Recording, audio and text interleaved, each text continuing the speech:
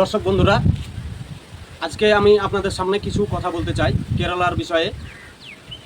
ব্যাপারটা হচ্ছে যে আমরা জানি পশ্চিমবাংলা থেকে আমাদের সিপিআইএম পার্টির ক্যান্ডিডেট জামাল হোসেন কেরালায় এসেছেন এবং গতকালকে 28 তারিখে উনি উল্লুর জংশনে বক্তব্য দিয়েছিল। তো বক্তব্য দেওয়ার কারণটা হচ্ছে যে উদ্দেশ্যটা নিয়ে বক্তব্যটা দিয়েছে, এতে আমাদের সকলের বাঙালির প্রয়োজন যে জিনিসগুলার সেইগুলার বিষয়ে আলোচনা করেছেন। এতে খুব ভালো লাগলো এবং আমি এতে একমত। উনি আসাতে বাঙালির অনেক উপকার হয়তো আমরা আগামীতে পাব, কিন্তু এর মধ্যে কিছু না বললেই না। কারণ আমরা দেখেছি 2023 সালে পঞ্চায়েত ইলেকশনে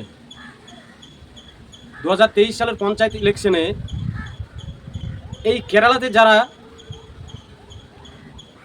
জামাল হোসেনকে ডেকেছেন বা নাই ডেকেন, বা জামাল নিজে থেকে ইচ্ছাকৃতভাবে আসতে পারেন, কারণ উনি একটা জনপ্রতিনিধি, হয়তো আমরা তাকে সফলতা করতে পারিনি, সফলতার রাস্তা তাকে এনে দিতে পারিনি আমাদের মতন সাধারণ ভোটাররা। কিন্তু আমরা 2023 সালে পঞ্চায়েত ভোটে লছুনপুর অঞ্চলে আমরা 18 থেকে 23টা প্রার্থী দাঁড় করিয়েছিলাম পঞ্চায়েত ইলেকশনে। 63 নম্বর রাজনগর বিধানসভার লছুনপুর অঞ্চলে। ওই সময় কি করেছিল, আজ যারা এই কেরালাতে এসে যারা বাঙালির উপর দরদ দেখাচ্ছে, আমি জামাল হোসেনকে খারাপ বলছি না, জামালের মতো প্রতিনিধি আমাদের দরকার, আমাদের পাশে যারা থাকবে তাদের মতন মানুষ আমাদের দরকার। কিন্তু কিছু মানুষ যারা জেডিখোর, মদখোর, এরা কি করেছিল পঞ্চায়েত ভোটে, আমরা 2023 সালে টিএমসি সরকার আমরা ওই সময়তেই আমরা দমন করাতে পারতাম। আজ যারা কেরালাতে বলছে এসে যে সবার জন্য কাজ করছে, তারাই এক সময়তে এই ভোটার গালাকে বিচ্ছিন্ন করে দিয়েছিল 2023 সালের পঞ্চায়েত ভোটে। যদি সেই দিন আমাদেরকে ঠিকমতো দাঁড়াতে দিত, হ্যাঁ আমরা বিরোধী, কিন্তু কংগ্রেস সিপিএম জোট হিসাবে আমরা প্রার্থী দিয়েছিলাম 18 থেকে 23টা। ভোটের রাত্রিরে আপনারা কি করেছিলেন, বোম বন্দুক নিয়ে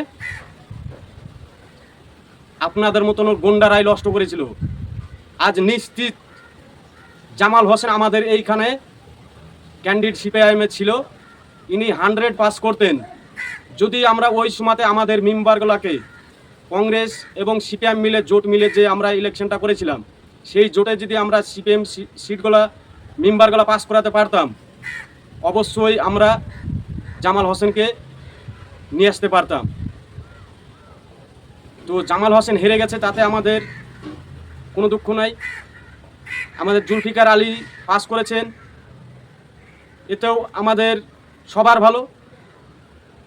কারণ আমরা একটাই হিসাব, আমাদের রাজ্য থেকে তুলাবাদ সরকার, পুঁজিপতি সরকার, তাদেরকে সরাতে পেরেছি। হ্যাঁ, আমরা একদিকে ব্যর্থ হয়েছি, কারণ একজনকে সরাতে গেলে আর একজন রাজ্যে ক্ষমতায় আসবে, এটা স্বাভাবিক। একটা রাজনৈতিক দলকে সরাতে গেলে আর একটা রাজনৈতিক দলকে আনতে হবে, এটা সবার জানা। কারণ শাসক দলকে সহজে হটানো মুশকিল হয় না, কারণ একজন যে কোনো রাজনৈতিক দলকে তার জায়গায় নিয়ে আসতে হয়। তো 28 তারিখে গতকালকে অনেক আলোচনা আমরা শুনেছি আমাদের এইখানে কেরালাতে ত্রিবন্দরম উল্লুর মেডিকেল জংশনে। তো যে বিষয়ে আলোচনা হয়েছে, এতে আমাদের সবার ভালো। সমস্যাটা হচ্ছে এই যে গুন্ডা বাহিনীগুলা এইসব কাজ করেছিল 2005 সালে, আজ আমরা জামাল হোসেনকে সেই টাইমে আমরা আনতে পারতাম, এদের কারণ থেকে আমরা ব্যর্থতা হয়েছি।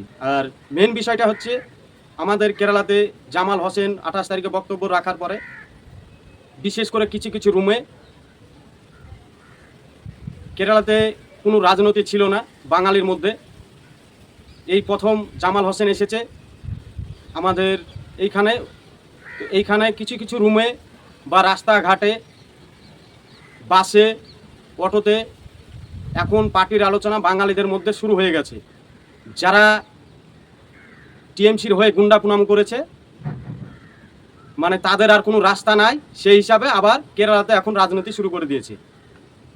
তা আমরা চাই না, বাঙালি সবাইকে বলছি আপনারা কেউ রাজনৈতিক নিয়ে তর্ক বিতর্ক করবেন না, কারণ আমরা বিদেশে কাজ করতে এসেছি, কাজ করে 2 পয়সা নিয়ে যাব।